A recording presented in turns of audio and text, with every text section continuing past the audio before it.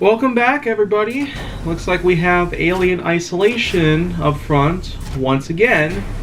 And at this very moment, I'm honestly pretty stoked to say I've got a heck of a lot of stuff coming for you.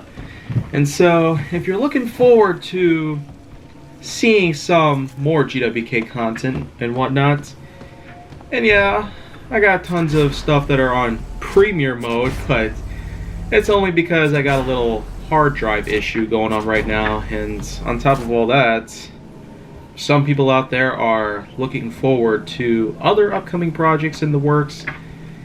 I might have to put those on hold for the moment just to focus on some of these issues at hand. And if you remember the last time I played Facecam Specials Insurgence, well, I basically had this in line. The last time I had this, it was kind of difficult to figure out how to get through this whole maze thing, pretty much. And the whole thing with this, at least, is, at the very moment, I'm not really looking forward to anything else the game could offer. Then again, since I already had played the whole thing, even, it took me almost 18 hours to complete. And I keep seeing a lot of this DLC that's there, but I can't entirely be too sure how well it's supposed to work. But one thing's for sure, though, I'm pretty determined to, make it through all this, to say the least. And I do have only 10 episodes left, so starting with this, I'm hopefully going to set a good example on what is there. Well, looks like I was able to find out how to shut off the power there, make it safely through the electrified mess. And as you can see here, it does seem like everything might be coming together at this moment. Don't really want to take this as a sign of peace just yet. This room is pretty darn dark, and I don't know if claustrophobia and creepiness are supposed to help amount to this whole thing, but this scene in the game, wow. I mean, it does set the sort of tone that the original movie had done. Alien 1979 and, all the other sequels that have shown up thus far. I almost wonder, though, with the so-called Alien Awakening, though, is that supposed to be the next thing that's in line, or does Ridley Scott have other plans for the franchise going forward?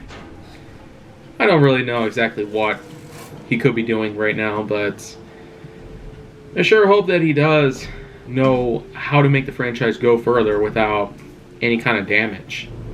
It was one thing for Prometheus to attempt to connect the dots to the events that led up to the first film, but the thing is, it's set 30 years before the events of the first movie, and this so-called space jockey ship that crashes down towards the end of the film, it's not at all related to the spaceship that crash landed on the moon that Ripley's crew went to. Because first of all, it's not even the same moon. LV-426 was the name of the moon, and there was a whole different moon involved with that spaceship in particular. Not to mention the spaceship from LV-426 was thousands of years old, as opposed to just 30 from Prometheus.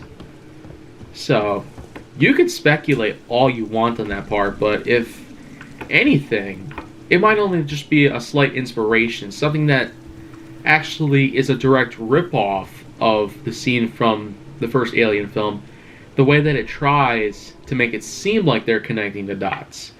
To at least give us the appropriate way of how the original LV-426 crash had happened from the first film, with the pilot, the jockey, having a hole in his chest, and then, of course, all the eggs that were on board with facehuggers inside. So, all the differences between Alien and most of the other sequels and prequels and whatnot.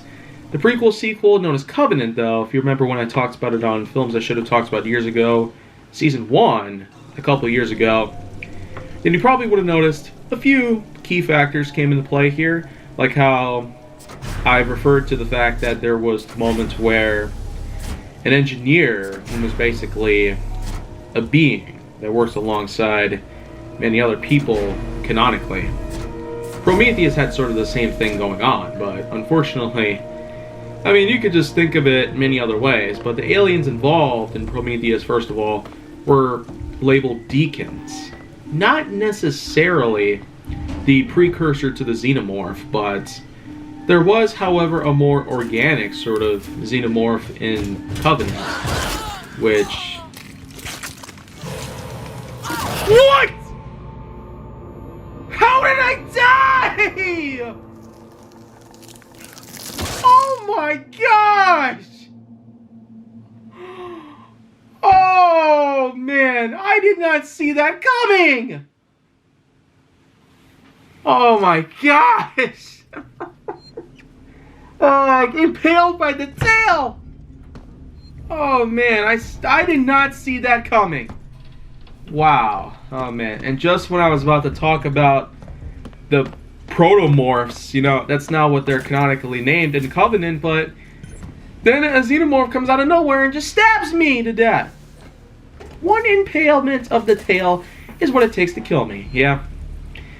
Oh man, hopefully that made your day, and I don't know if I was being very informative with the whole situation at hand, involving all the Alien movies and all the sequels and whatnot. The fact that I was pretty concerned about what the future of the franchise was like, I mean, it totally threw me off, making me feel that I was safe, and all of a sudden, bam, I get hit hard by the alien itself, and I die. So, I'm done for right now, but stay tuned for tomorrow.